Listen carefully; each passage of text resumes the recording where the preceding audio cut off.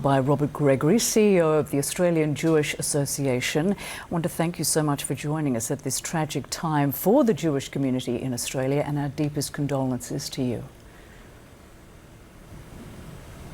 So, how are you and those around you holding up in the wake of this horrifying terror attack, and what more are you learning about what happened here? There's a lot of emotions going around in the Jewish community now. Initially, it was a lot of shock. People were searching for their loved ones. Messages were going around, missing children, missing parents. It quickly turned to grief as names started coming through of some of the murdered people. Some of them I know personally. It's quite a small community. Everyone knows someone. And now it's turning to anger. Anger that this was allowed to happen, anger at the government, anger that anti-Semitism wasn't taken seriously over the last couple of years, despite repeated warnings from the Jewish community. So these are some of the emotions that are swirling around at the moment. And just after the attack, you said that Australia needs to deal with what's at the source of this surging anti-Semitism in the country. What did you mean by that exactly? So the government appointed a commissioner on anti-Semitism that's made some recommendations, which have not been adopted yet.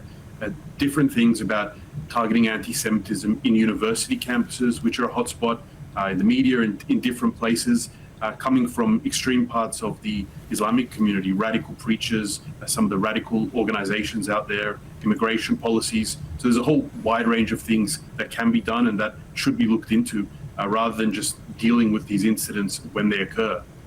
And Israel's foreign minister says Australia must take significant action, while the Australian Prime Minister and indeed other leaders say they will do whatever it takes to stamp out anti-Semitism in the country. And the Prime Minister is vowing to put tougher gun laws in place. Of course, there are already very tough gun laws in Australia, certainly compared to America and even other nations. So how do they do that exactly? What more needs to be done, and how does it get done? Well, the focus by the Prime Minister on gun laws is seen in the Jewish community as a bit of a deflection. As you mentioned, Australia has very tough gun laws. In fact, one of the issues was the event was apparently unable to have armed guards, which would have had a major difference. So this is seen as a deflection. We want the government to focus on fighting the root cause, fighting the incitement, the weekly rallies that have been going on, where we've heard these chants in our cities calling to globalize the intifada, and now we're seeing the results. Focusing on the gun laws, we don't think will have a major impact. We appreciate any support in terms of security for the community, which is bearing a very heavy burden. All our buildings have to be protected, our preschool children, it's a huge cost. But we think that it'll be much more effective for the government to focus on some of the root causes of the problem. And what role do you think has the war in Gaza played in this surging anti-Semitism across Australia and across in other nations too? Well, the October 7 attacks famously sparked a lot of anti-Semitism in Australia.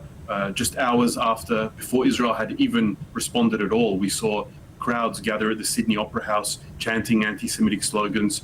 So this has certainly sparked some hatred which was already in the community and made people feel more entitled to express it. We've seen 2 years of surging anti-Semitism, synagogues firebombed, rabbis assaulted in the street, and now this is the worst terrorist attack in Australian history, which of course can be connected to the October 7 attacks, which it also occurred on a Jewish holiday and seems to have sparked this wave of anti-Semitism around the world.